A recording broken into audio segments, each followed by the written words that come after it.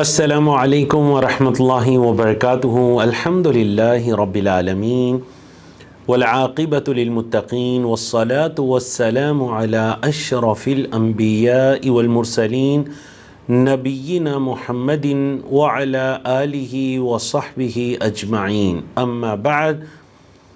رب اشرح لی صدری ویسر لی امری واحلل عقدۃ من لسانی یفقہوا قولی۔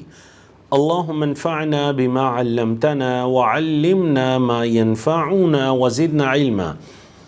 اللہ رب العزت کی توفیق سے ہم نے سورۃ الحجرات کے پہلے سیشن میں اس کی 8 آیات کو مکمل کیا تھا اور ساتھ سورت کا تعارف بھی شامل تھا۔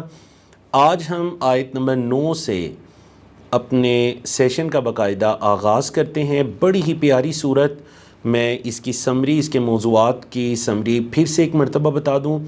شروع کی 5 آیات کے اندر اللہ رب العزت کے ساتھ ہمارا اخلاق کیسا ہونا چاہیے، ہمارا ادب کیسا ہونا چاہیے، اور اللہ کے رسول صلی اللہ علیہ وسلم کے ساتھ ہمارا ادب کیسا ہونا چاہیے۔ جب آپ کی بات ہم تک پہنچے تو تب ہمارا رویہ کیا ہو، اخلاق کیا ہوں۔ جب آپ صلی اللہ علیہ وسلم کی مجلس میں کوئی موجود ہو صحابہ کرام میں سے تو تب اس کا اخلاق و رویہ کیسا ہو، اور جب آپ صلی اللہ علیہ وسلم وہاں موجود نہیں ہیں، غائب ہیں، اور آپ صلی اللہ علیہ وسلم کو بلایا جا رہا ہے تو پھر ہمارا اخلاق و رویہ کیسا ہونا چاہیے۔ تو ایک کامل ترین یہ 5 آیات ہیں اللہ کے رسول صلی اللہ علیہ وسلم کی تعظیم اور آپ کے مقام و مرتبے، اور ظاہر بات ہے جو صحابہ کرام اس دور میں موجود تھے ان کے لیے آپ صلی اللہ علیہ وسلم کی تعظیم کیسے کرنی ہے، توقیر کیسے کرنی ہے۔ تو بعد والوں کے لیے کیا ہے؟ بعد والوں کے لیے بھی یہی ہے کہ جب آپ صلی اللہ علیہ وسلم کا نام نامی، اسم گرامی سنیں، آپ صلی اللہ علیہ وسلم پر درود و سلام پڑھیں، آپ کا تذکرہ اچھے الفاظ میں کریں، ان دیہاتیوں کی طرح یا کم علموں کی طرح نہ ہو جائیں جو یا محمد کہا کرتے تھے، بلکہ اللہ کے رسول صلی اللہ علیہ وسلم، اللہ کے نبی صلی اللہ علیہ وسلم، اللہ کے محبوب صلی اللہ علیہ وسلم، اللہ کے حبیب صلی اللہ علیہ وسلم نے یہ فرمایا، بڑے پیارے الفاظ کے اندر آپ صلی اللہ علیہ وسلم کا تذکرہ ہونا چاہیے۔ دوسرا جو ہمارا فرض ہے وہ یہ کہ دیکھیں، جب آپ صلی اللہ علیہ وسلم کی کوئی بات ہم تک پہنچے تو ہمارا سر جھک جانا چاہیے کہ آپ صلی اللہ علیہ وسلم کی بات، کیونکہ دیکھیں کسی کی بات کی بھی تعظیم در حقیقت اس شخص کی تعظیم پر دلالت کرتی ہے۔ آپ کے پاس کسی کی بات پہنچتی ہے، آپ کے کان پر جوں تک نہیں رینگتی، تو اس کا مطلب یہ ہے کہ اس شخص کی آپ کے ہاں کوئی وقت نہیں ہے کہ آپ اس کی بات پر اس طرح سے متوجہ نہیں ہو رہے۔ تو اس وجہ سے یہ یاد رکھیے گا کہ جب بھی آپ صلی اللہ علیہ وسلم کی بات پہنچے تو ہمارے سر جھک جائیں۔ یہ اصل میں آپ صلی اللہ علیہ وسلم کی ہی تعظیم، توقیر، عزت ہے۔ تو شروع کی 5 آیات میں یہ موضوعات بیان ہوا تھا، پھر اگلی 3 آیات کے اندر معاشرتی مسائل پر مختلف موضوعات کو بیان کیا گیا تھا۔ آج جو اہم ترین موضوعات جس کو ہم اللہ کی توفیق سے پڑھنے جا رہے ہیں آیت نمبر 9 کے اندر، وہ یہ موضوع ہے کہ اگر مومنوں کی 2 جماعتیں، اگر مومنوں کی 2 جماعتوں کا آپس میں اختلاف ہو جائے، ان کی لڑائی ہو جائے، تو پھر رویہ کیا ہونا چاہیے؟ بولے جی پھر رویہ کیا ہونا چاہیے؟ تو چلیے آج کے لیسن کا باقاعدہ آغاز کرتے ہیں آیت نمبر 9 سے۔ اعوذ باللہ من الشیطان الرجیم وَإِن طَائِفَتَانِ مِنَ الْمُؤْمِنِينَ اقْتَتَلُوا فَأَصْلِحُوا بَيْنَهُمَا۔ وَإِن طَائِفَتَانِ، اور اگر 2 جماعتیں، 2 گروہ، من المؤمنین، مومنوں کے، اقتتلوا، لڑ پڑیں، فَأَصْلِحُوا، تو تم اصلاح کروا دو، بَيْنَهُمَا، ان دونوں کے درمیان، تم ان دونوں کے درمیان اصلاح کروا دو۔ فَإِن بَغَتْ، بس اگر سرکشی کرتی ہے، احداہما، ان دونوں میں سے کوئی ایک، علی الاخری، دوسری پر، اگر ان میں سے ایک گروہ، ایک جماعت دوسری کے ساتھ زیادتی کرتی ہے، فقاتلوا التی تبغی، تو تم اس جماعت سے لڑو، لڑائی کرو باقاعدہ جو کہ زیادتی کر رہی ہے۔ کب تک؟ حتی تفیء الی امر اللہ، یہاں تک کہ وہ اللہ کے حکم کی طرف لوٹ آئے۔ حتی تفیء، یہاں تک کہ وہ لوٹ آئے، الی امر اللہ، اللہ کے حکم کی طرف۔ فَإِن فَاءَتْ، بس اگر وہ لوٹ آئے، وہ جماعت جو زیادتی کری اگر وہ لوٹ آئے، فَأَصْلِحُوا بَيْنَهُمَا، تو پھر ان کا آپس میں اصلاح کروا دو، آپس میں صلح کروا دو۔ کیسے؟ بالعدل، عدل کے ساتھ، وَأَقْسِطُوا، اور انصاف کرو۔ ان اللہ یحب المقسطین، بے شک اللہ انصاف کرنے والوں کو پسند کرتا ہے۔ انما المؤمنون اخوہ، مومن تو بس بھائی بھائی ہیں، اہل ایمان تو بس بھائی بھائی ہیں۔ فَأَصْلِحُوا بَيْنَ أَخَوَيْكُمْ، تو تم اصلاح کروا دو اپنے دو بھائیوں کے درمیان۔ مومن آپس میں بھائی بھائی ہیں، اپنے بھائیوں کے درمیان اصلاح کروا دو۔ وَاتَّقُوا اللَّهَ، اور اللہ سے ڈرو، لَعَلَّكُمْ تُرْحَمُونَ، تاکہ تم پر رحم کیا جائے، تاکہ تم پر رحم کیا جائے۔ اب آتے ہیں جس آیت کریمہ یا ان دونوں آیات کی تفسیر کی طرف۔ وَإِن طَائِفَتَانِ، دیکھیں طائفتان، اب ضروری نہیں ہے کہ جب دو گروہ ہی لڑیں گے تو آپس میں ان کی صلح کروائی جائے گی۔ طائفتان سے مراد اگرچہ دو گروہ ہیں، دو گروپس ہیں، لیکن اگر دو شخص بھی آپس میں لڑتے ہیں تو وہ بھی اسی میں آئیں گے، ان کی بھی آپس میں صلح کروائی جائے گی، کیونکہ آیت نمبر 10 میں آ گیا نا، فَأَصْلِحُوا بَيْنَ أَخَوَيْكُمْ، اپنے بھائیوں کے درمیان صلح کرواؤ۔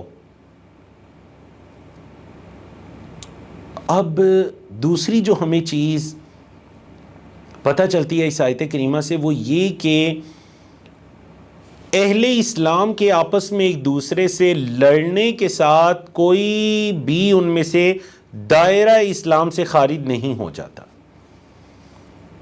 کیسے پتہ چلا؟ فرمایا وَإِن طَائِفَتَانِ مِنَ الْمُؤْمِنِينَ، مومنوں کی دو جماعتیں، مومنوں کی دو جماعتیں اگر اقتتلوا، لڑ پڑیں تو ان کی آپس میں اصلاح کرواؤ۔ تو اگر صرف لڑائی کرنے سے ہی کوئی دین اسلام سے نکل جاتا تو پھر یہاں پر یہ نہ کہا گیا ہوتا کہ مومنوں کی دو جماعتیں لڑ پڑیں۔ تو مومنوں کی دو جماعتیں لڑ پڑیں تو مطلب لڑائی کے بعد بھی وہ مومن ہی رہیں گے، اسی وجہ سے تو ان کے درمیان صلح کروائی جائے گی۔ اور اگلے الفاظ کے فَإِن بَغَتْ إِحْدَاهُمَا عَلَى الْأُخْرَى، کہ اگر ان میں سے کوئی ایک دوسرے پر زیادتی کر رہی ہے تو پھر تم نے کیا کرنا ہے؟ تم نے ظالم کو روکنا ہے، زیادتی کرنے والی جماعت کو روکنا ہے۔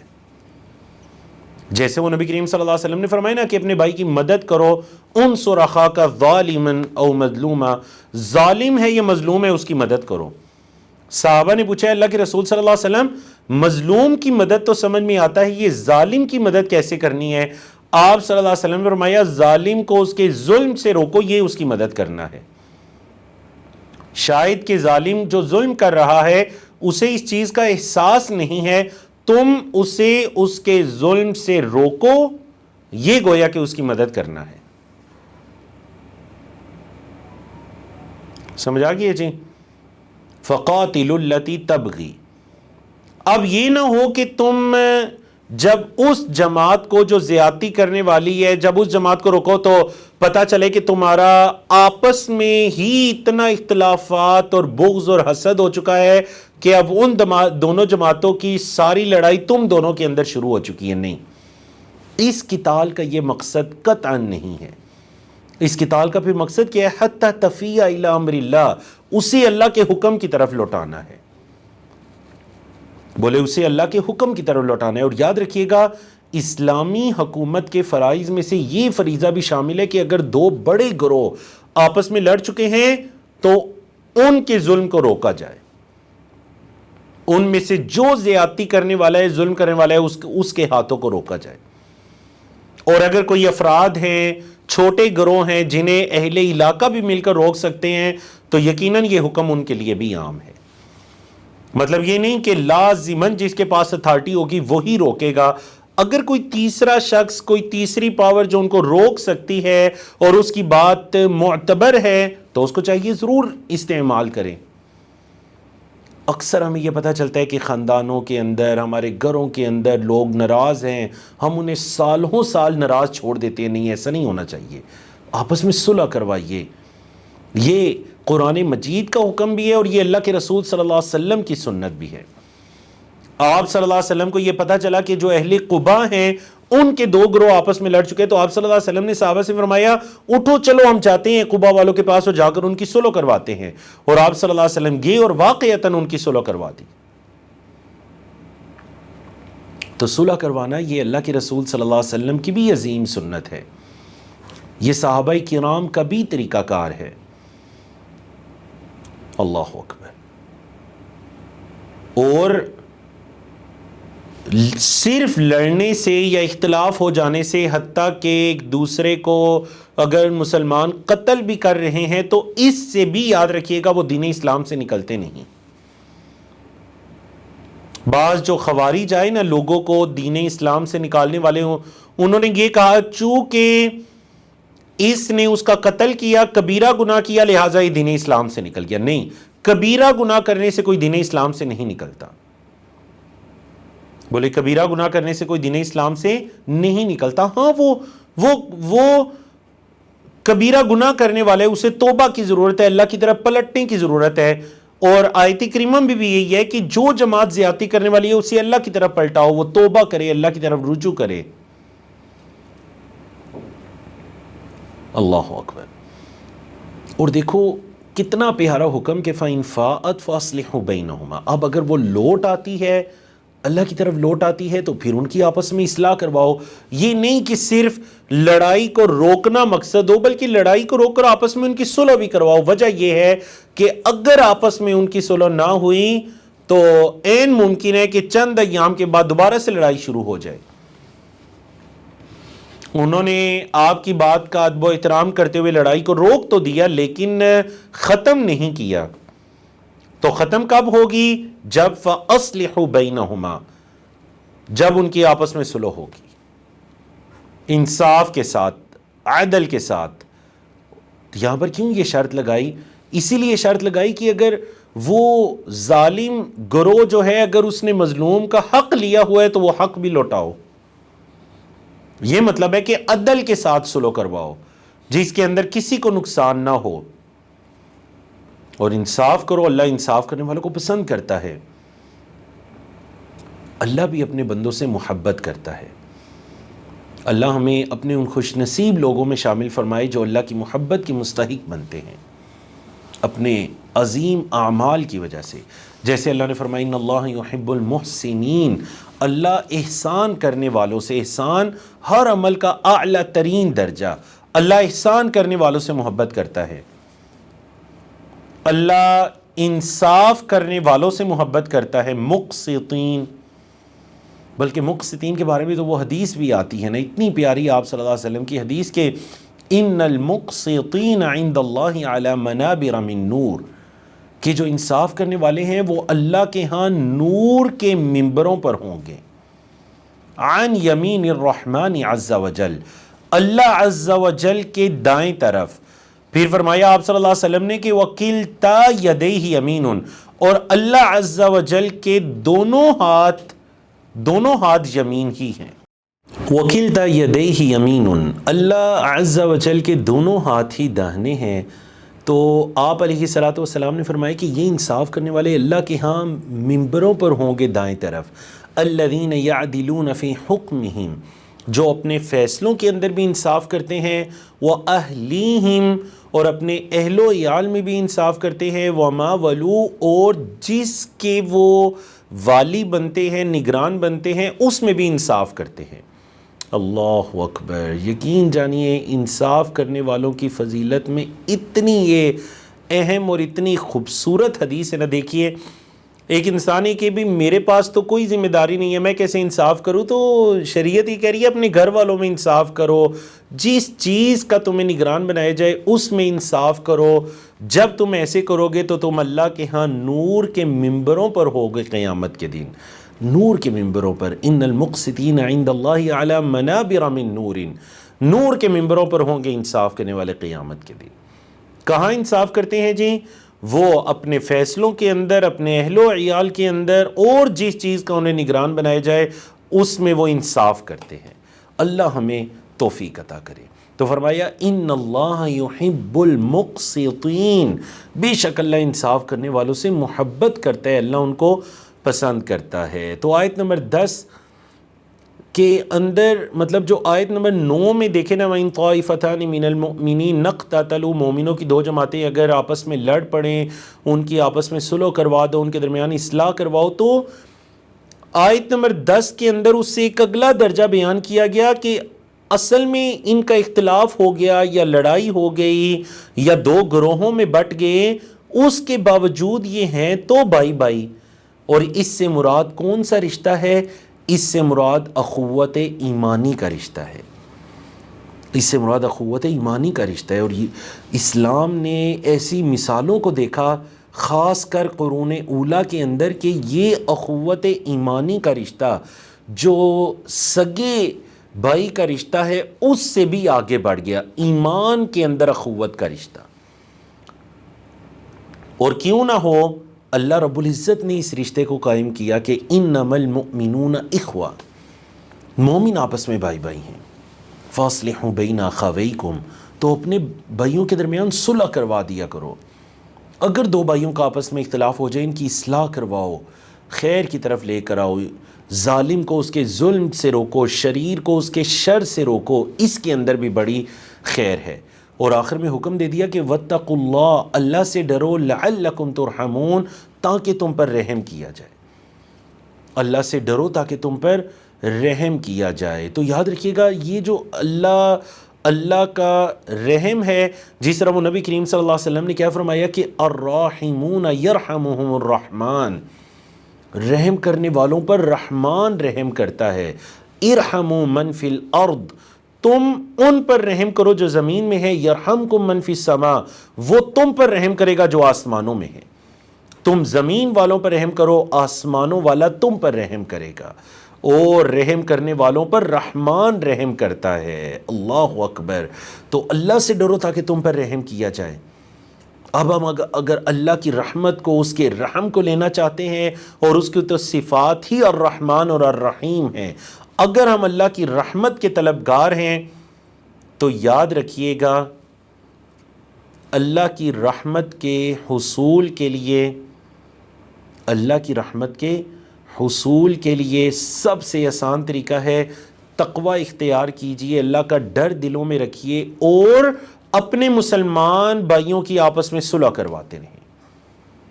یہ دونوں کام ایسے ہیں، یعنی ایک دونوں آیات کا مضمون اور پھر آخر میں جا کر رحم کا تذکرہ، تو دوسروں کے درمیان صلح کروانا، انصاف کرنا، عدل کرنا، تقوی اختیار کرنا، یہ سارے وہ اعمال ہیں جو اللہ رب العزت کی رحمت کا باعث بننے والے ہیں، اللہ کی رحمت کا سبب بننے والے ہیں۔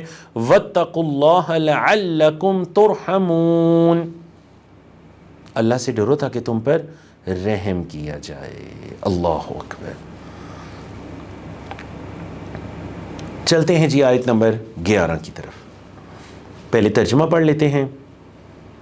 یا ایھا الذین آمنوا، اے وہ لوگو جو ایمان لائے ہو، لا یسخر قوم من قوم، کوئی قوم کسی قوم کا مذاق نہ اڑائے، عسیٰ ان یکونوا خیرا منہم، قریب ہے کہ وہ ان سے بہتر ہوں۔ یہ جو مذاق اڑانے والے ہیں یہ بدتر ہوں، اور جن کا مذاق اڑایا جا رہا ہے وہ ان سے بہتر ہوں۔ وَلَا نِسَاءٌ مِّن نِسَاءٍ، عورتیں عورتوں کا مذاق نہ اڑائیں، عَسَىٰ أَن يَكُنَّ خَيْرًا مِّنْهُنَّ، قریب ہے کہ وہ عورتیں جن کا مذاق اڑایا جا رہا ہے وہ ان سے بہتر ہو جو مذاق اڑانے والی ہیں۔ وَلَا تَلْمِزُوا أَنفُسَكُمْ، آپس میں ایک دوسرے پر عیب نہ لگاؤ۔ انفسکم کا لفظ آیا، عیب نہ لگاؤ اپنے اوپر، کوئی اپنے اوپر عیب نہیں لگاتا، مطلب تم کسی پر عیب لگاؤ گے تو وہ تم پر عیب لگائے گا، تو ایک دوسرے پر عیب نہ لگاؤ۔ وَلَا تَنَابَزُوا بِالْأَلْقَابِ، اور آپس میں ایک دوسرے کو القاب سے نہ پکارو۔ بِئْسَ الِاسْمُ الْفُسُوقُ بَعْدَ الْإِيمَانِ، کتنا برا ہے فسوق کا نام یہ فسوق کا نام کتنا برا ہے ایمان کے بعد. وَمَن لَّمْ يَتُبْ، اور جو توبہ نہیں کرتا، فَأُولَٰئِكَ هُمُ الظَّالِمُونَ، تو یہی وہ لوگ ہیں جو ظلم کرنے والے ہیں. جو توبہ نہیں کرتا در حقیقت یہی لوگ ہیں جو ظلم کرنے والے ہیں. اللہ اکبر. اب آتے ہیں جی اس آیت کریمہ 11 کی تفسیر کی طرف.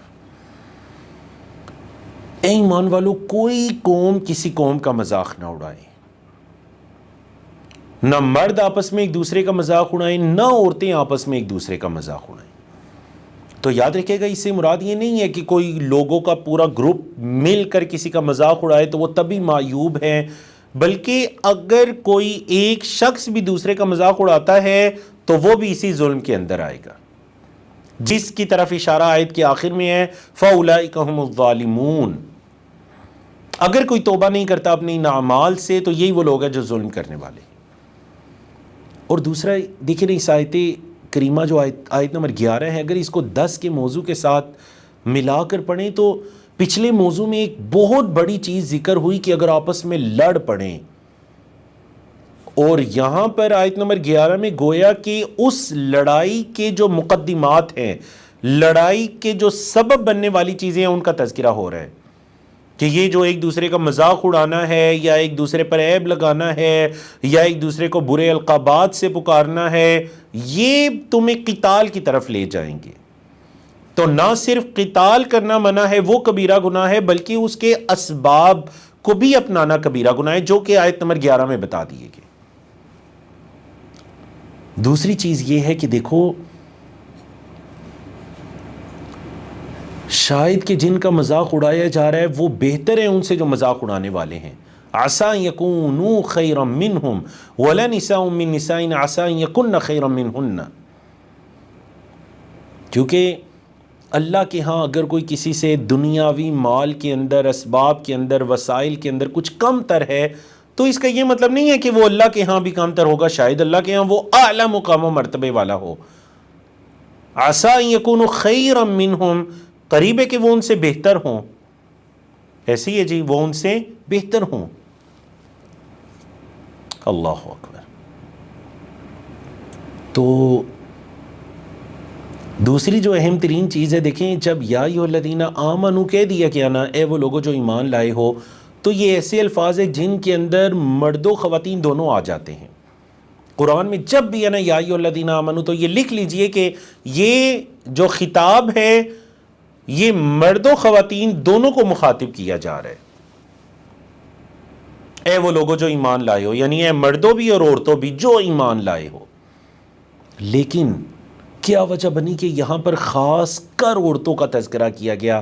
حالانکہ اگر بات اتنی بھی ہوتی یا ایھا الذین آمنوا لا یسخر قوم من قوم، کوئی قوم کسی کا مذاق نہ اڑائے دوسری قوم کا، تو بات پوری ہو جاتی. لیکن خاص کر کہا گیا ولا نساء من نساء، عورتیں بھی ایک دوسرے کا مذاق نہ اڑائیں، سخریہ نہ کریں. دیکھیں ایک ہوتا ہے مذاق کرنا، وہ اللہ کے رسول صلی اللہ علیہ وسلم بھی کر لیا کرتے تھے. سخریہ اس مذاق کو کہتے ہیں جس کے اندر حقارت شامل ہوتی ہے، دوسرے کو نیچا دکھانا شامل ہوتا ہے. آپ صلی اللہ علیہ وسلم کتنا پیارا مذاق کیا کرتے ہیں.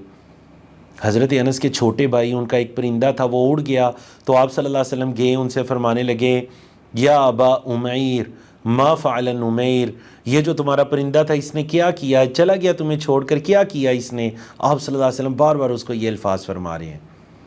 دیگر بھی کتنے باقاعدہ ائمہ نے یہ ابواب بھی قائم کیا آپ صلی اللہ علیہ وسلم کا مذاق. مطلب ہنسی مذاق کرنا یہ قطعاً شریعت میں حرام نہیں ہے. بعض لوگ اپنے اوپر ایک ایسی کیفیت کو طاری کر کے رکھتے ہیں نا کہ شاید مذاق کرنا یا مسکرانا یہ کوئی حرام کا درجہ رکھتا ہے. نہیں، ایسی بات نہیں ہے. شریعت کے اندر تو کسی سے اچھے الفاظ کہنا، اس کو ہنسنا، شریعت کے اندر تو یہ چیز محمود ہے، قابل تعریف ہے. مسلمان بھائی کو دیکھ کر مسکرانا تاکہ آپ کی مسکراہٹ سے اس کے چہرے پر بھی مسکراہٹ آ جائے، آپ کے نامہ اعمال کے اندر صدقے کا ثواب لکھ دیا جاتا ہے. یہاں پر جس چیز کی بات ہو رہی ہے وہ سخریہ ہے. سخریہ کس کو کہتے ہیں؟ جس کے اندر ایسا استہزاء ایسی سخریہ، ایسا مذاق جس کے اندر حقارت کا درجہ اور دوسرے کو کم تر سمجھنے کا جو جذبہ ہے یا جو احساس ہے وہ اس کو دلایا جاتا ہے۔ یاد رکھیے گا آج کل یہ جو ہمارے ہاں جسے کہتے ہیں نا جی بس وہ فلاں نے یہ جگت ماری تو اس نے یہ جگت مارتی، نعوذ باللہ من ذالک، یہ سب سخریہ میں سے بنتا ہے۔ بعض اوقات محرم رشتوں کو پامال کیا جاتا ہے، بعض اوقات عزتوں کو اچھالا جاتا ہے۔ مسلمان کی عزت کی اللہ کے ہاں بڑی حرمت ہے، بڑا مقام ہے۔ منع کر دیا کہ کوئی کسی کا ایسا مذاق نہ اڑائے کہ اس کی عزت پامال ہو، اس کا مقام و مرتبہ پامال ہو۔ نہیں، اپنے بھی مقام کا خیال کیجیے اور دوسرے مسلمان بھائی کے بھی مقام و مرتبے کا خیال کیجیے۔ اور چونکہ یہ کام عورتوں میں بھی مردوں کی نسبت زیادہ پایا جاتا ہے، جس طرح کہ حدیث سے ہمیں پتہ چلتا ہے، یکثرن اللعن والطعن، آپ صلی اللہ علیہ وسلم نے جب یہ بتلایا کہ اے اللہ کی بندیوں، میں نے جہنم کے اندر تمہاری کثرت دیکھی۔ معراج کے موقع پر جب آپ صلی اللہ علیہ وسلم کو جہنم دکھائی گئی تو فرمایا کہ میں نے جہنم کے اندر تمہاری کثرت دیکھی، اور وجہ بھی بیان فرمائی، کیونکہ یہ عورتیں کثرت کے ساتھ لعن اور طعن کرتی ہیں، ایک دوسرے کو برا بلا کہتی ہیں، ایک دوسرے کو مورد الزام ٹھہراتی ہیں۔ مردوں کی نسبت یہ عورتوں میں چیز زیادہ ہوتی ہے، تو خاص کر بتا دیا گیا والا نساء من نساء۔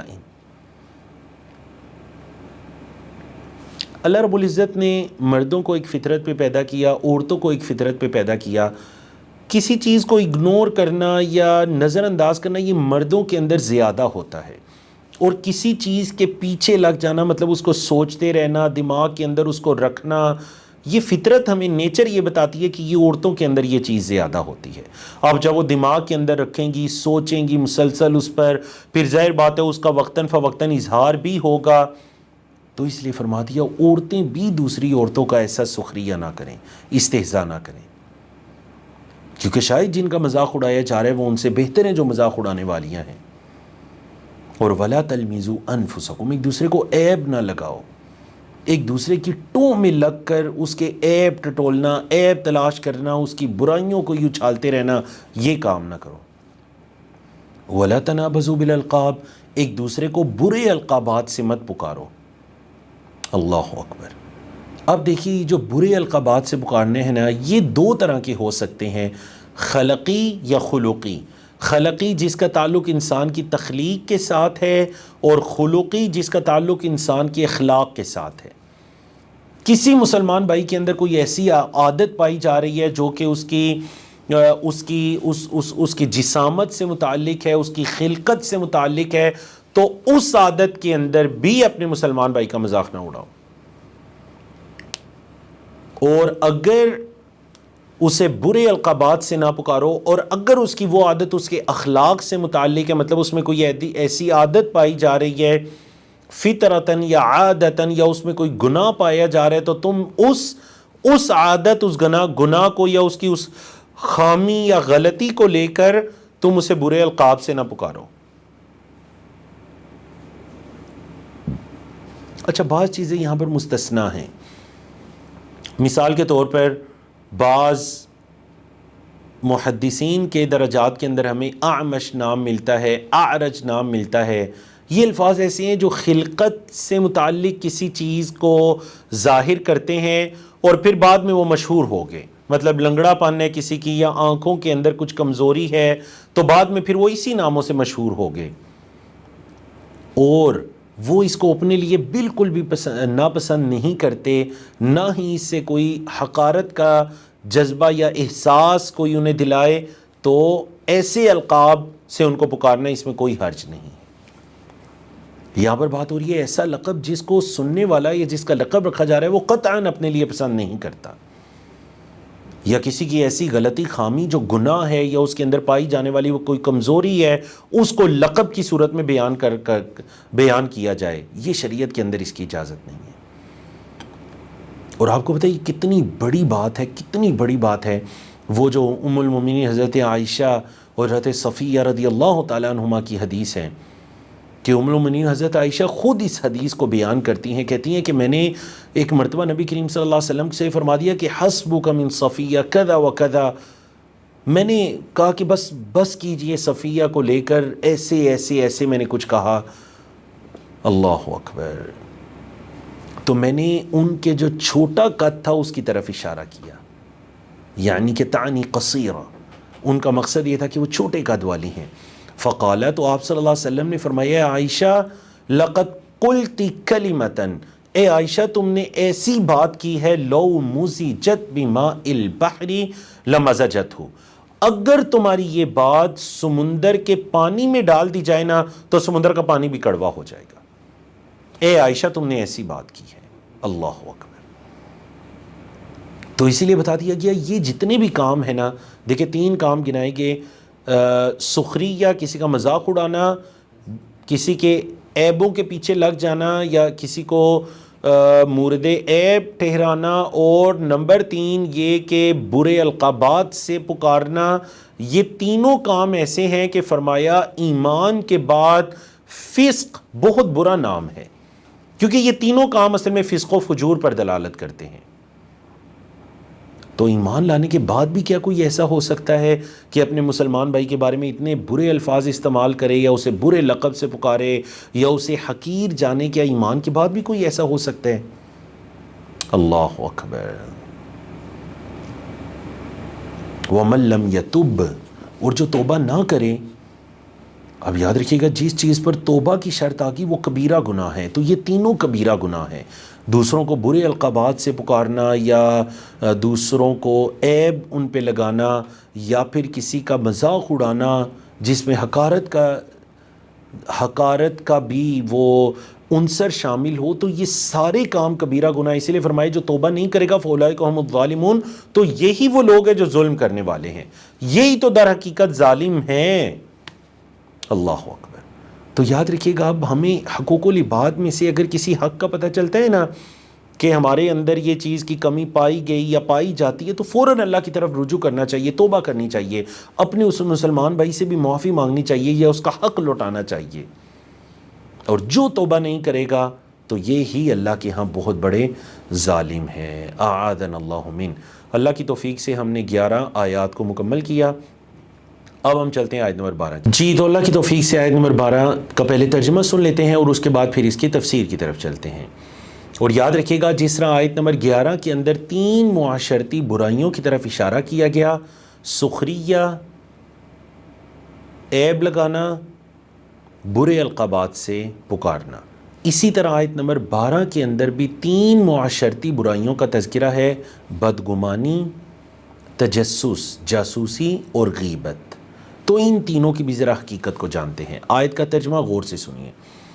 یا ایھا الذین آمنوا، اے وہ لوگوں جو ایمان لائے ہو، اجتنبوا کثیرا من الظن، بہت زیادہ گمانوں سے بچو. اجتنبوا بچو، کثیرا من الظن بہت زیادہ گمانوں سے. کیوں؟ ان بعض الظن اثم، کیونکہ جو بعض گمان ہوتے ہیں نا وہ گناہ ہوتے ہیں، کیونکہ بعض گمان گناہ ہوتے ہیں. ولا تجسسوا، اور جاسوسی مت کرو، تجسس مت کرو.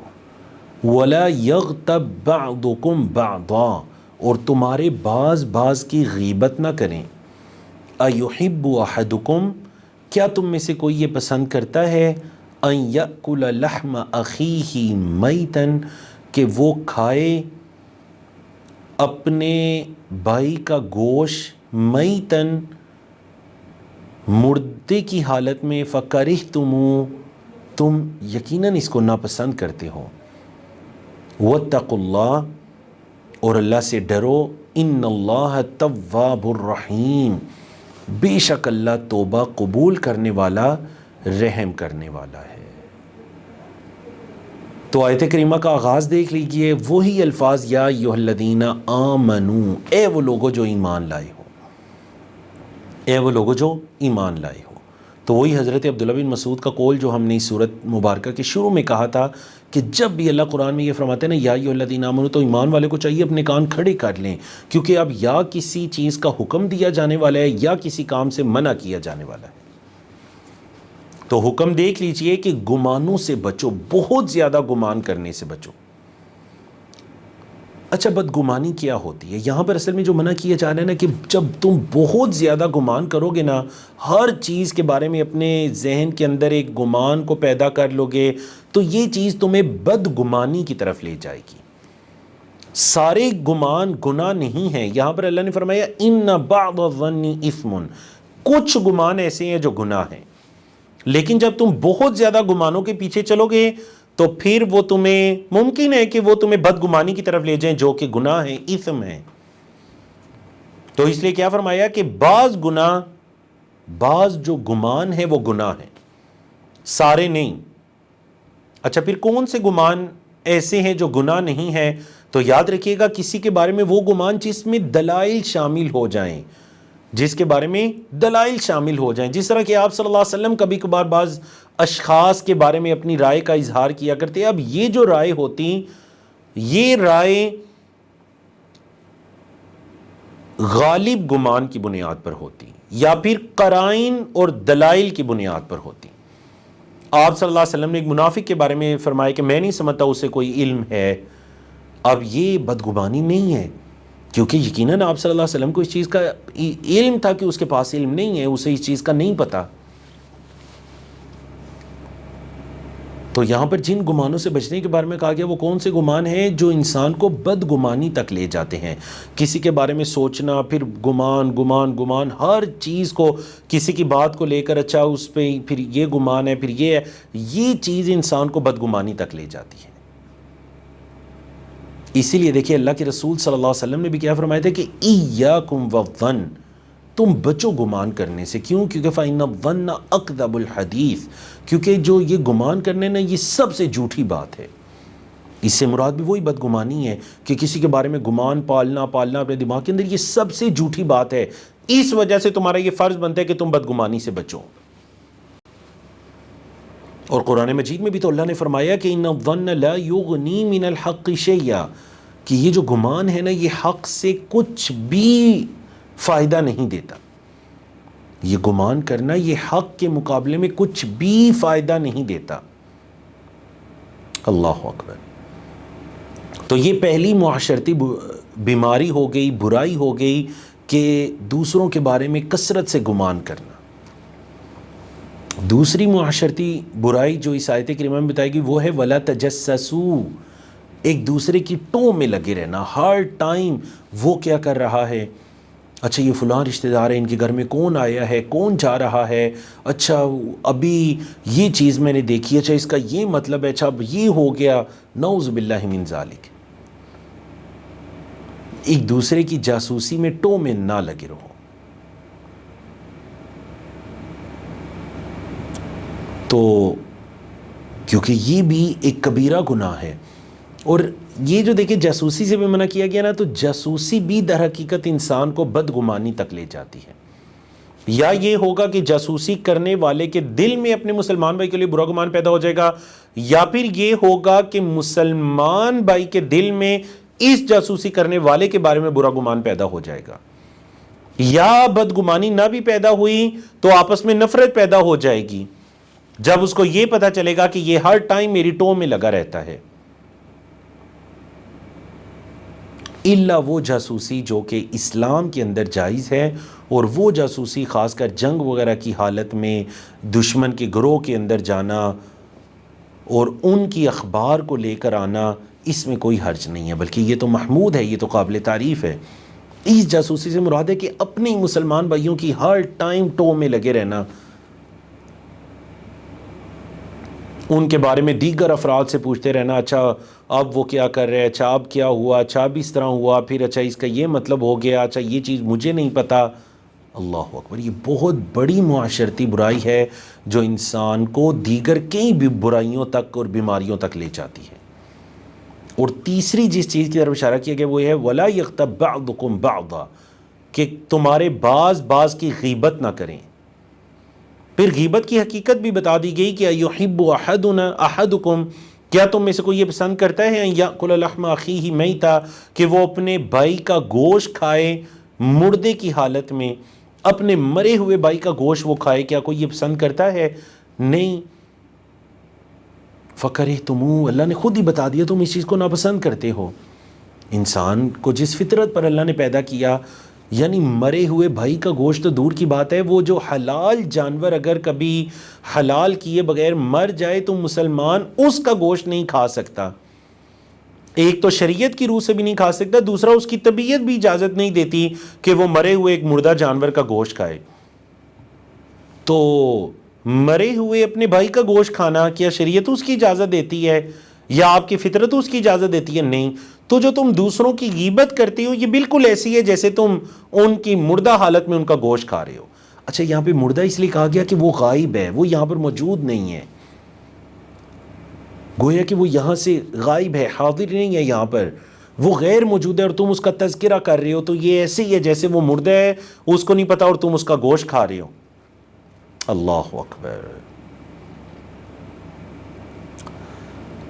غیبت کی حقیقت، کچھ لوگ ایسے ہیں نا جو غیبت کرنے سے پہلے یہ بات کرتے ہیں جی میں نے یہ بات ان کے منہ پر بھی کہی، اور اس کے بعد فوراً سے غیبت کر دیتے ہیں، یا پھر کہتے ہیں میں یہ بات اس کے منہ پر بھی کہہ سکتا ہوں اور فوراً غیبت کر دیتے ہیں۔ اچھا، آپ اگر یہ بات اس کے منہ پر کہہ سکتے ہیں یا آپ نے اس کے منہ پر بھی یہ بات کہی تو کیا اس سے وہ غیبت نہیں ہوگی؟ پھر بھی وہ غیبت ہی رہے گی،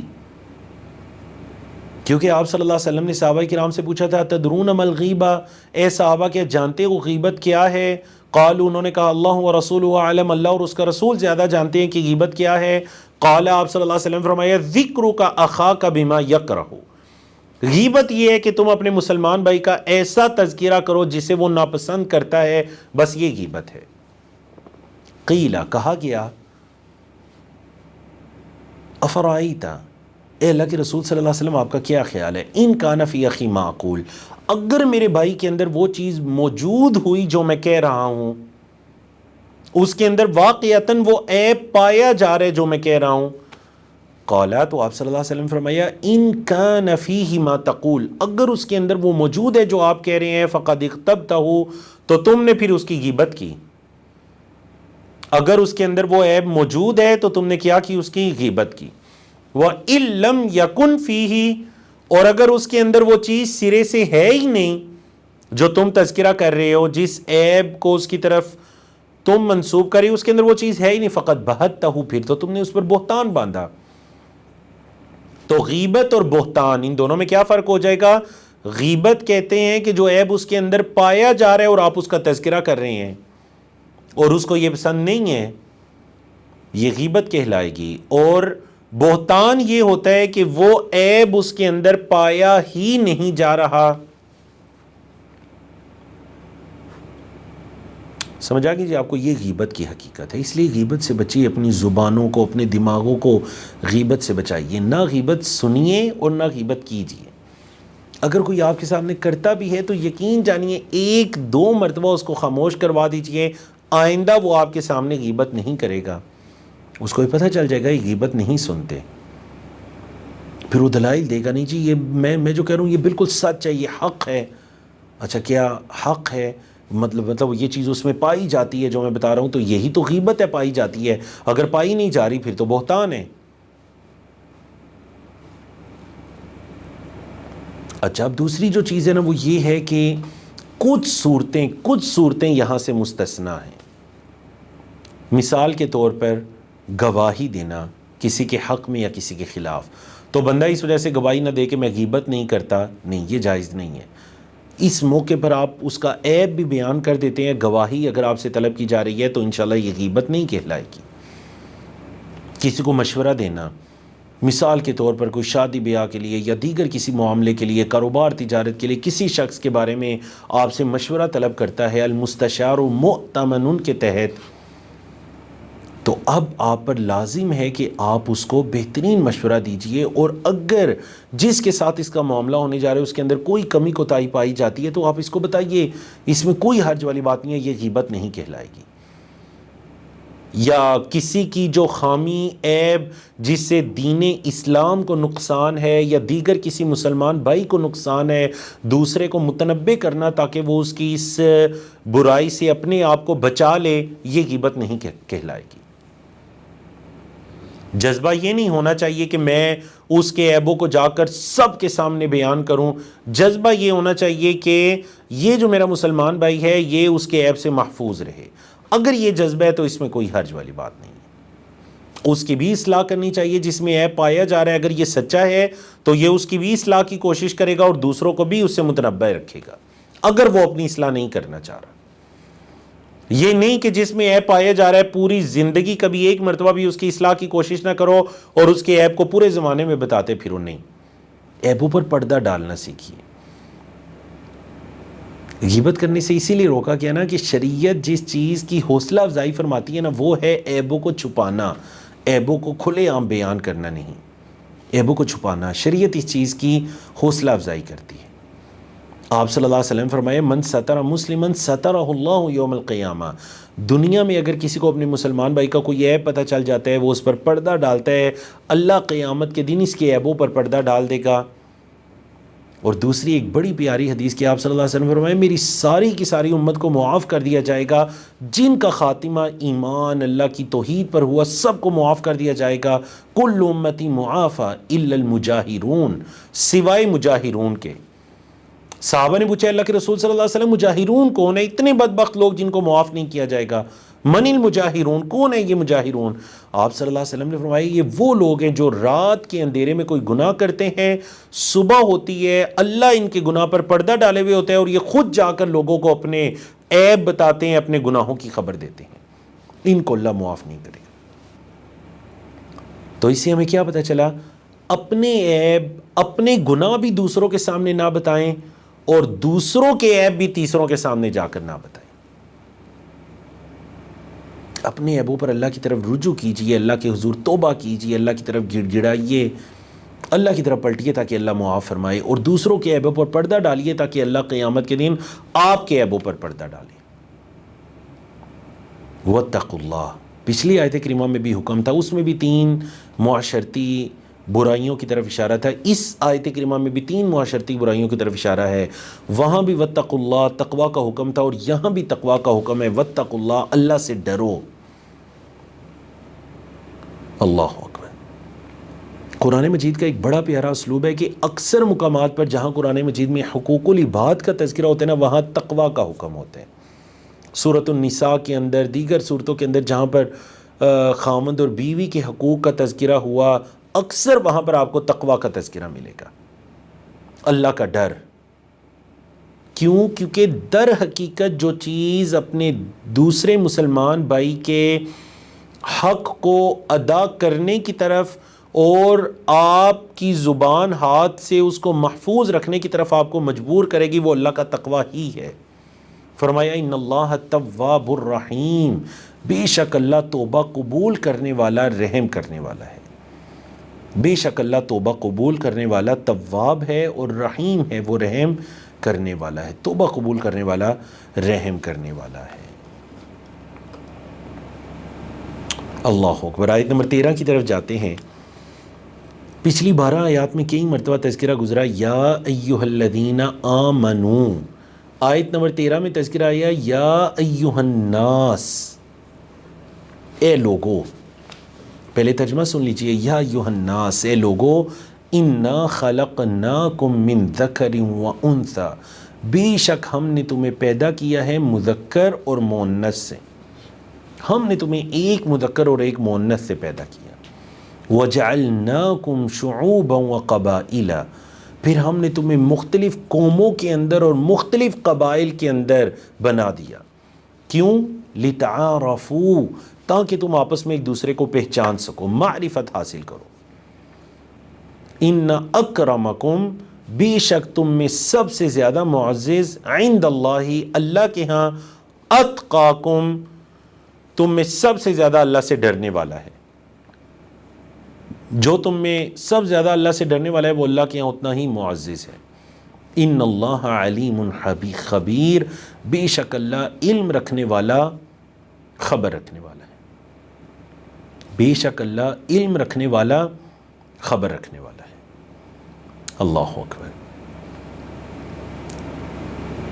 آپ صلی اللہ علیہ وسلم نے فرمایا کہ تعلموا من انسابکم ما تصلون به ارحامکم، اپنے نسبوں کو سیکھو جس کے ذریعے سے تم اپنے رشتوں کو ملاؤ، کیونکہ فَإِنَّ صِلَةَ الرَّحْمِ، صلۃ الرحمی، بے شک یہ جو رشتوں کو ملانا ہے نا، محبت فی الاہل، یہ اہل و عیال میں باعث محبت ہے، مثرات فی المال، مال کے اندر ثروت کا باعث ہے، منسعۃ فی الاثر، اور تمہاری نیک نامی کا باعث ہے، تمہارے گزر جانے کے بعد بھی تمہاری نیک نامی کا باعث ہے، یا تمہاری طویل عمری کا باعث ہے۔ اللہ اکبر۔ تو دیکھیں پہلے یا ایھا الذین آمنوا آمنوا آمنوا، یہاں پر یا ایھا الناس ہے لوگوں، اور یہ جو آیت کریمہ نا، آیت نمبر 13، اس کو اگر پچھلی دونوں آیات کے ساتھ آپ جوڑ کر پڑھیں نا، 11 اور 12 کے ساتھ، تو دیکھیں 3 برائیوں سے 11 میں منع کیا گیا، 3 برائیوں سے آیت نمبر 12 میں منع کیا گیا، کل 6 برائیاں ہیں جن سے ان 2 آیات کے اندر منع کیا گیا۔ نہ صرف منع کیا گیا بلکہ آیت نمبر 13 کے اندر انسان کو اس کی حقیقت کے بارے میں بتا دیا گیا کہ دیکھو یہ کام کرنے سے آپس میں نفرتیں پیدا ہوں گی، آپس میں قدورتیں پیدا ہوں گی، دوریاں پیدا ہوں گی، لڑائی تک نوبت پہنچ جائے گی، قتل و غارت تک نوبت پہنچ جائے گی۔ تو اے لوگو، ہم نے تمہیں ایک مذکر اور مؤنث سے پیدا کیا، ہم نے تمہیں مذکر اور مؤنث سے پیدا کیا، اور ہم نے تمہیں مختلف اقوام اور قبائل کے اندر بنا دیا۔ یہ جو اقوام اور قبائل کے اندر تمہیں تقسیم کرنا ہے، یہ اس وجہ سے ہے تاکہ تم آپس میں ایک دوسرے کی پہچان کر سکو، لِتَعَارَفُوا، تاکہ تم آپس میں ایک دوسرے کو پہچان سکو۔ اچھا، یہ اس قبیلے سے ہے، یہ اس قوم سے ہے، یہ تمہارے انساب تمہارے لیے فخر کا اور تکبر کا باعث نہیں ہونے چاہیے۔ جاہلیت کے اندر یہی ہوتا تھا نا کہ انساب پر، اپنے نسب پر تکبر کیا جاتا تھا، ہم اس قوم سے ہیں اور ہم یہ کر دیتے ہیں، اور جی دوسری قوم یا وہ بندہ اس قوم سے ہے اور اس کے اندر یہ چیزیں ہیں۔ یہ در حقیقت اسلام کے اخلاق کے منافی جاہلیت کی چیزیں ہیں، جاہلیت کی چیزیں۔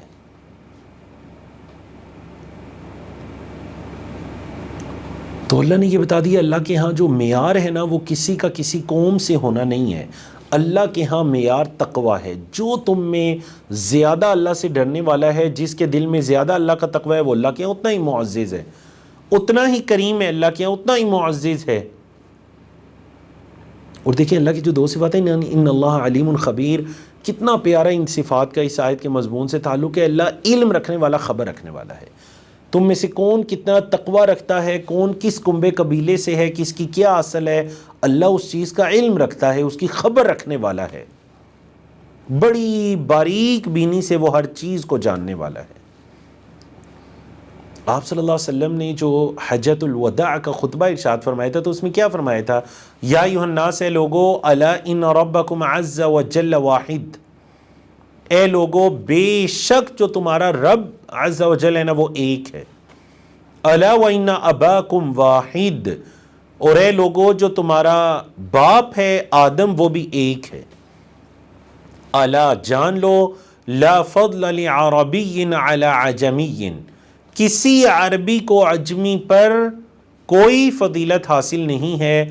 الا لا فضل لاسود علی احمر، کسی کالے کو گورے پر کوئی فضیلت حاصل نہیں ہے، الا بالتقوی، سوائے تقوی کے۔ ہاں اگر کسی کو کسی پر فضیلت حاصل ہے نا، تو وہ تقوی کے ذریعے ہے۔ پھر آپ صلی اللہ علیہ وسلم نے حجۃ الوداع کے موقع پر فرمایا تھا، الا هل بلغت، ہاں کیا میں نے پہنچا دیا؟ قالوا نعم، صحابہ نے فرمایا ہاں اللہ کے رسول صلی اللہ علیہ وسلم آپ نے پہنچا دیا۔ قال، آپ صلی اللہ علیہ وسلم نے فرمایا، لیبلغ الشاہد الغائب، یا پھر لیبلغ الشاہد الغائب، جو حاضر ہے وہ غائب کو بتا دے، جو حج پر نہیں آ سکا وہ جا کر، جو یہاں موجود نہیں ہے نا، اس کو جا کر، اس غائب کو جا کر بتائے کہ یہاں کیا کیا باتیں ہوئیں۔ یہ ساری تعلیمات ان تک پہنچاؤ۔ اللہ اکبر۔ تو اللہ کے ہاں معزز کون ہے؟ جو جتنا تقوی والا ہے۔ اب سوال یہ پیدا ہوتا ہے کہ کیا کوئی دنیا میں بھی اس بنا پر معزز ہو سکتا ہے کہ میں زیادہ تقوی والا ہوں، اس وجہ سے میں سب سے معزز ہوں؟ نہیں۔ کیوں؟ کیونکہ تقوی ایک ایسی چیز ہے جو دکھائی نہیں دیتی۔ آپ کو پتہ نا عبادات دو طرح کی ہیں، ایک جسمانی عبادات ہیں، دوسرا قلبی عبادات ہیں۔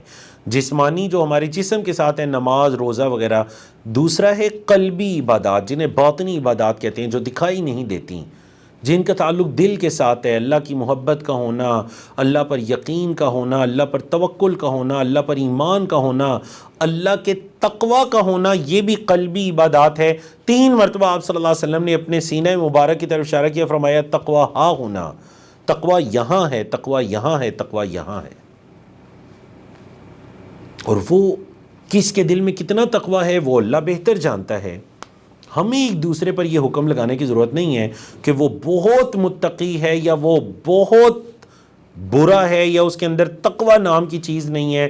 اکثر ہم دوسروں کے بارے میں کہہ دیتے ہیں نا کہ وہ بندہ جو ہے نا اس کے اندر اخلاص نہیں ہے۔ واللہ عالم، ہمیں کیا پتہ، اخلاص کا تعلق تو دل کے ساتھ ہے۔ وہ جس طرح نبی کریم صلی اللہ علیہ وسلم نے حضرت خالد بن ولید سے فرمایا تھا، جب انہوں نے کہا اللہ کے رسول صلی اللہ علیہ وسلم اس نے تلوار کے خوف سے کلمہ پڑھا تھا، آپ نے فرمایا خالد اشققت قلبہ، کیا تم نے اس کے دل کو چیر کر دیکھا تھا کہ اس نے تیرے خوف سے کلمہ پڑھا یا اللہ کی رضا کے لیے کلمہ پڑھا؟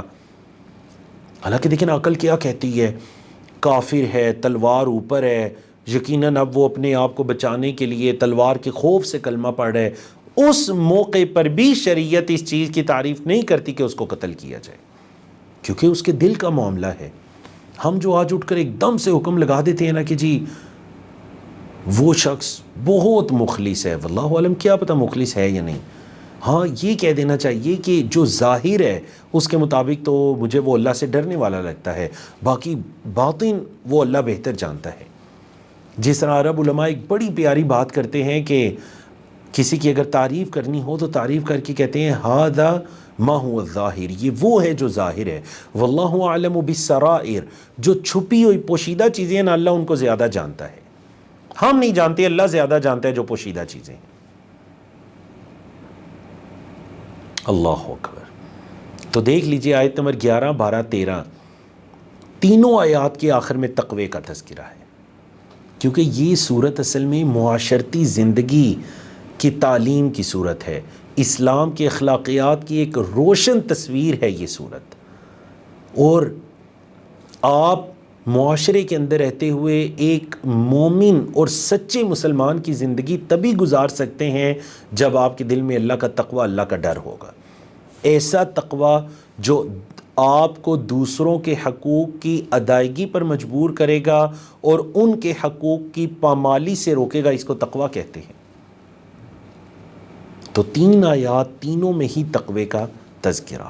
اللہ رب العزت ہمارے دلوں میں ایسا تقوی پیدا فرمائے جس سے ہماری معاشرتی زندگی، حقوق العباد کی ادائیگی اتنی اچھی ہو جائے کہ ہم بھی اللہ کے ہاں قیامت کے دن نور کے ممبروں پر ہوں۔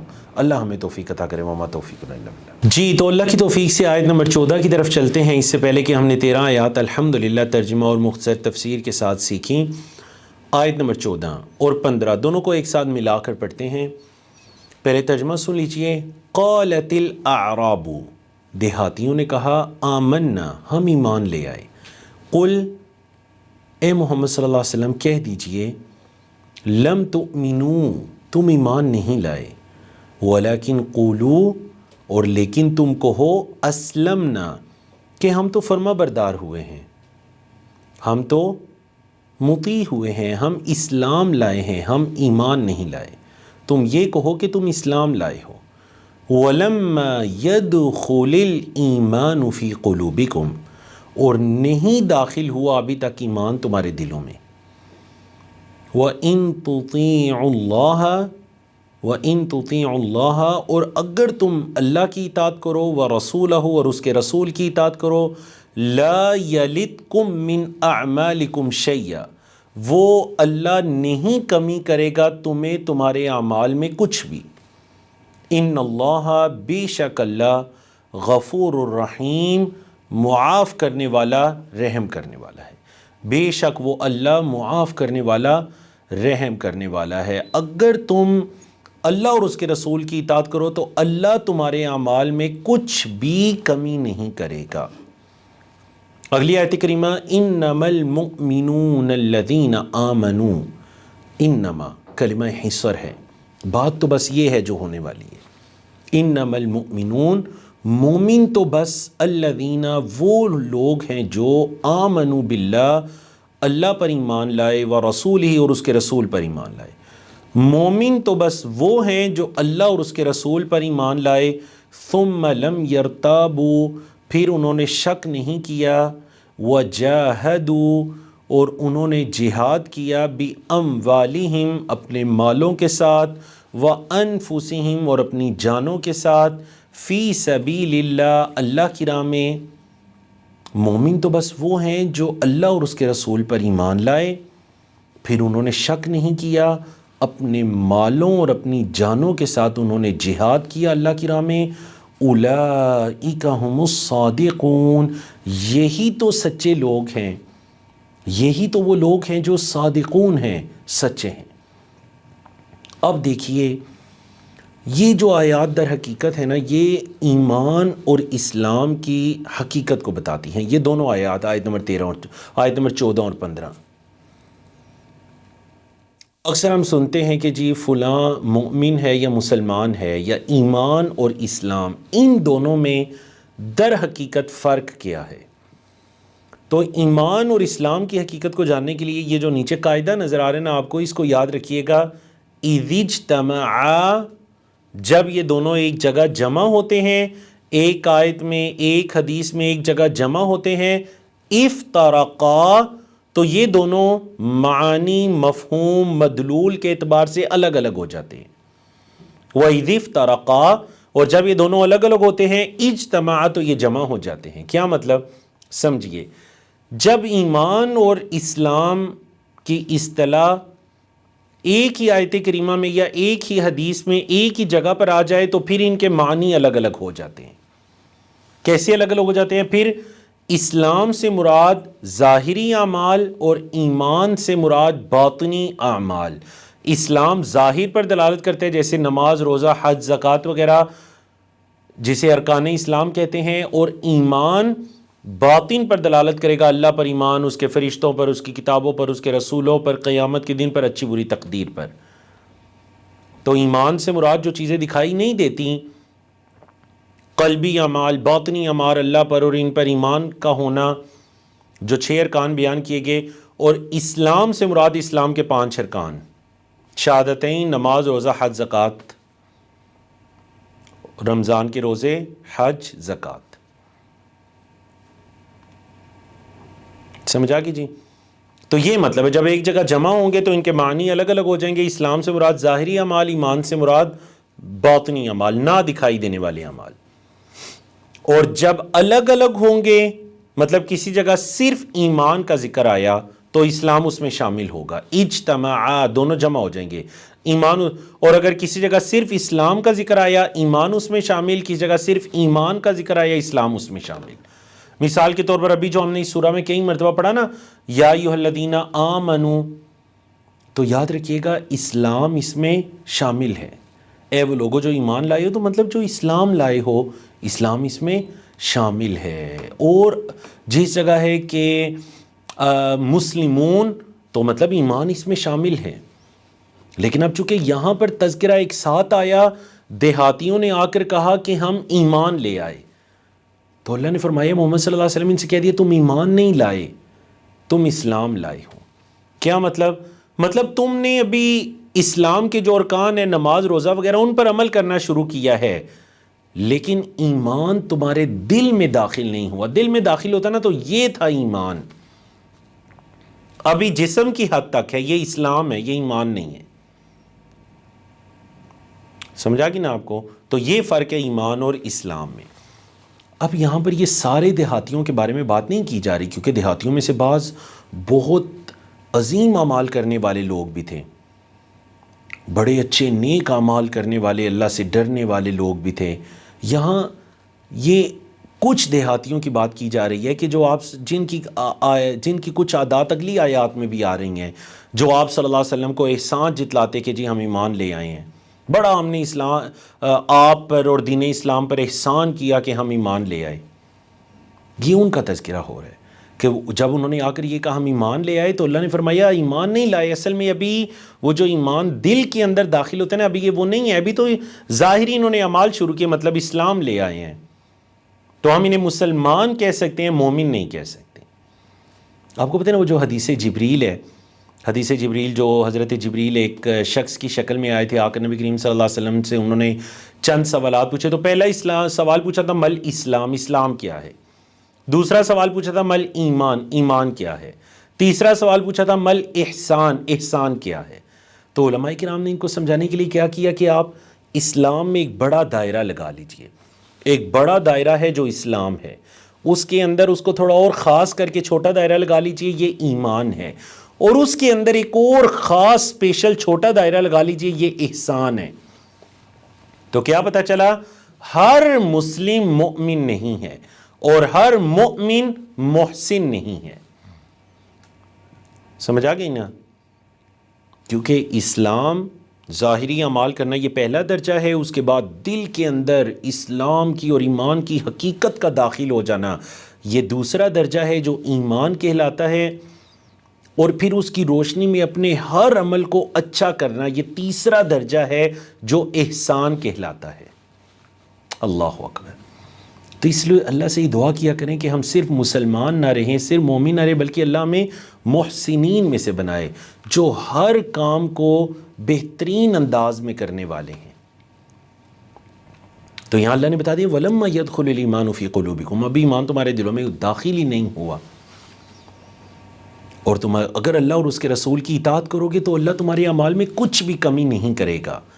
دیکھیں نا، جیسے وہ لوگ تھے ان کو انہی کی زبان میں یہ سمجھایا گیا کہ اگر تم یہ چاہتے ہو کہ دنیا میں جو عمل کرو قیامت کے دن تمہیں اس کا بدلہ ملے، کوئی تمہارے اعمال کے اندر کمی نہ ہو، تو اس کا ایک ہی حل ہے کہ اللہ اور اس کے رسول کی اطاعت کرو، کیونکہ بے شک اللہ معاف کرنے والا، رحم کرنے والا ہے۔ تم اللہ اور اس کے رسول کی اطاعت کرو گے، اللہ تمہارے اعمال میں کوئی کمی نہیں کرے گا۔ انما المؤمنون الذین آمنوا باللہ ورسولہ، کیونکہ در حقیقت مومن تو ہیں ہی وہ جو اللہ اور اس کے رسول پر ایمان لائے۔ دیکھیں ثم لم یرتابوا، پھر انہوں نے شک نہیں کیا، کیونکہ ایمان جب دل میں داخل ہو جاتا ہے نا تو دل سے ہر طرح کی میل کچیل اور شکوک و شبہات کو دور کر دیتا ہے۔ مسلمان شک کر سکتا ہے، شاید اس کے دل میں شک پایا جا رہا ہو، اللہ ہمیں محفوظ فرمائے، لیکن مومن جس کے دل میں ایمان داخل ہو جائے اس کے دل میں شک، ریب نام کی چیز نہیں ہوتی۔ فرمایا ثم لم یرتابوا۔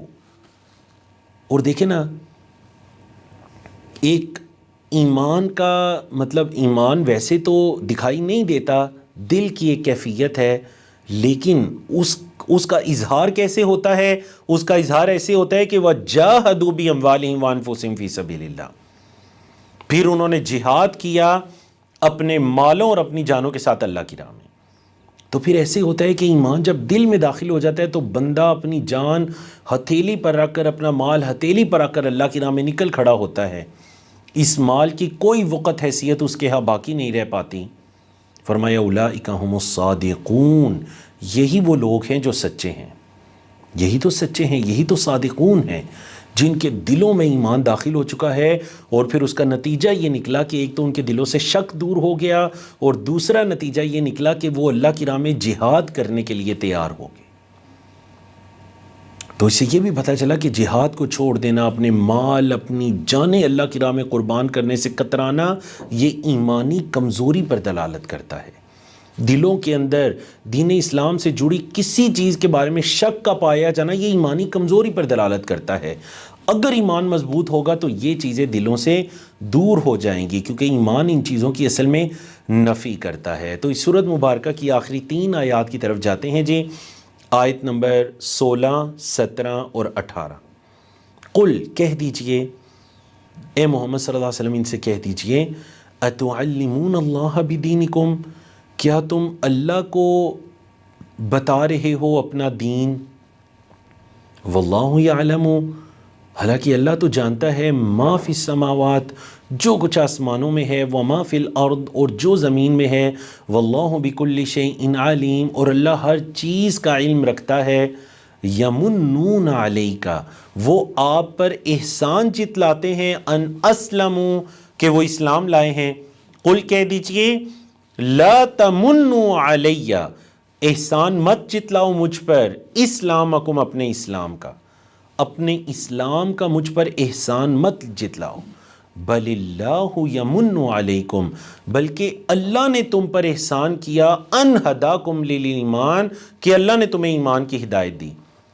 یہ تو اللہ نے تم پر احسان کیا کہ اللہ نے تمہیں ایمان کی ہدایت دی، ان کنتم صادقین، اگر تم سچے ہو، اگر تم سچے ہونا تو دیکھو یہ اللہ کا تم پر احسان ہے کہ اللہ نے تمہیں ایمان کی ہدایت دی ہے۔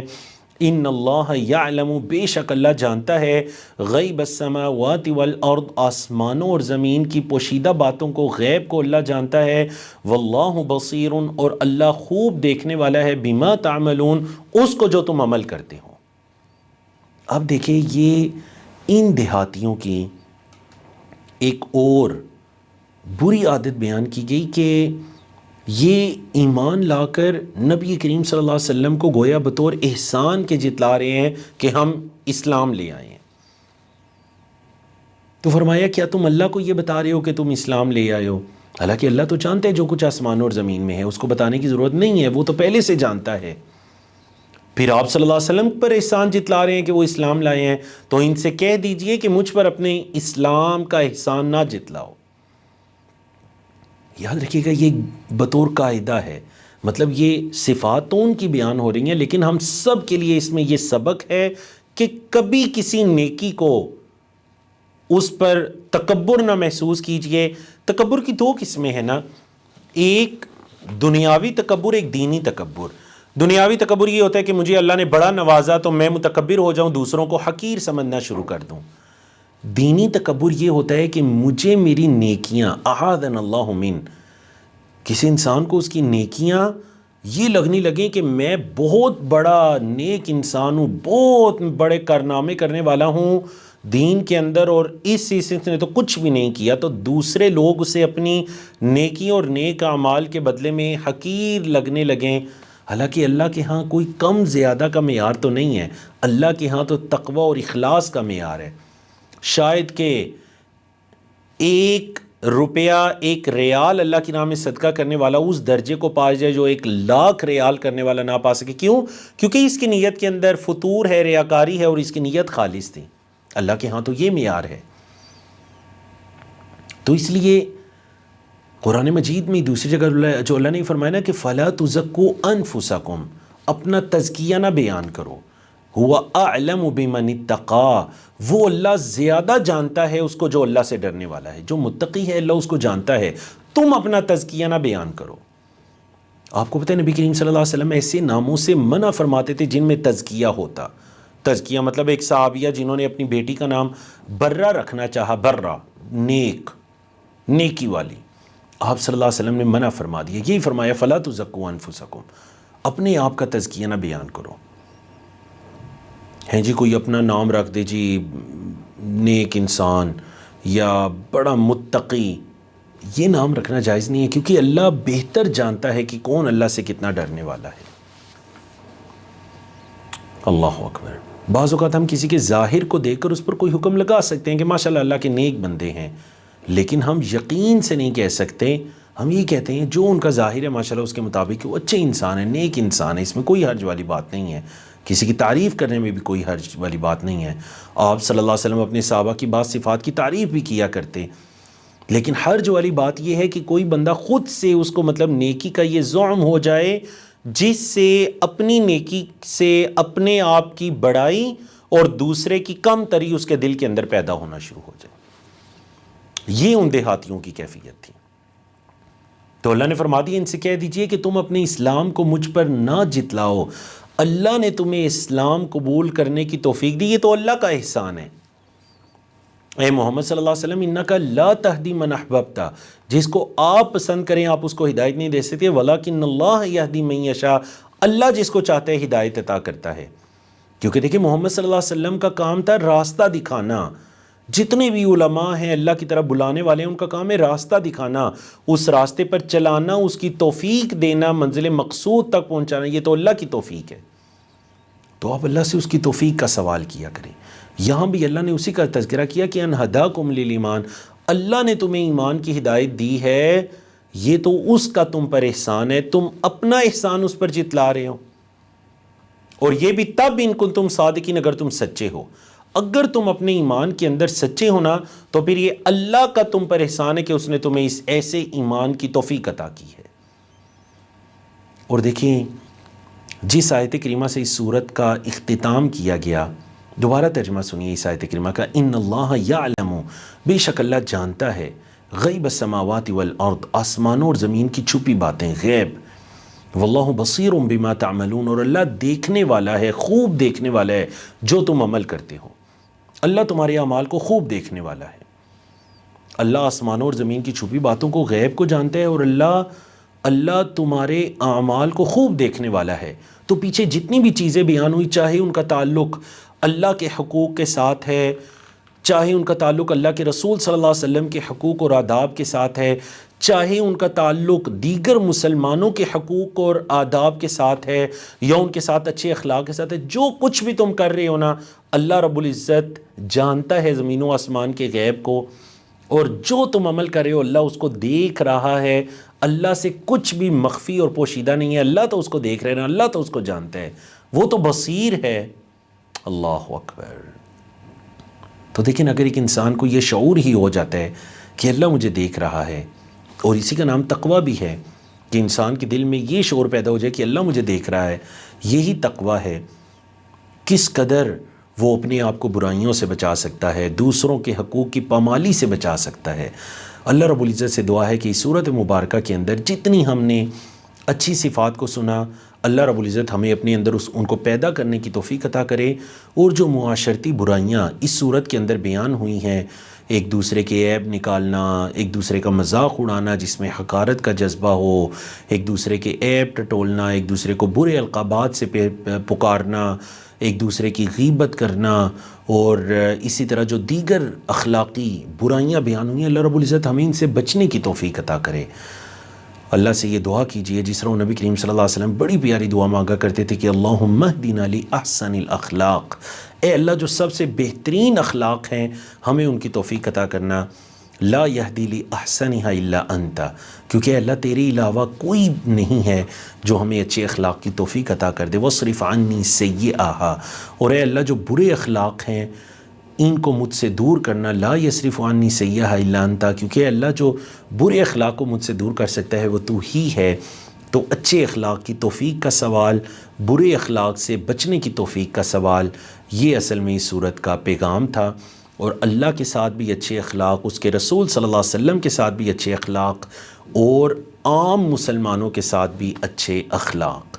اور اب جب کہ اللہ کے رسول صلی اللہ علیہ وسلم ہمارے درمیان موجود نہیں ہیں، اللہ کی کتاب کے ساتھ اچھے اخلاق، اس کی آیات کے ساتھ اچھے اخلاق، اور اللہ کے دین سے جڑی چیزوں کے ساتھ اچھے اخلاق، اچھا رویہ، اور اللہ کے رسول صلی اللہ علیہ وسلم کی حدیث کے ساتھ اچھے اخلاق، اچھا رویہ جب وہ ہم تک پہنچیں، اور دیگر مسلمانوں کے ساتھ اچھے اخلاق، کیونکہ نبی کریم صلی اللہ علیہ وسلم نے فرمایا قیامت کے دن بندہ مومن کے اعمال میں جو سب سے وزنی چیز ہوگی وہ حسن الخلق ہوگا، اس کا اچھا اخلاق ہوگا۔ اللہ رب العزت ہمیں اچھے اخلاق کو اپنانے کی توفیق عطا کرے، برے اخلاق سے بچنے کی توفیق عطا کرے۔ وما توفیقنا الا باللہ۔ اقول قولی ھذا استغفر اللہ لی ولکم ولسائر المسلمین من کل ذنب، وصلی اللہ تعالی علی نبینا محمد وعلی آلہ وصحبہ اجمعین۔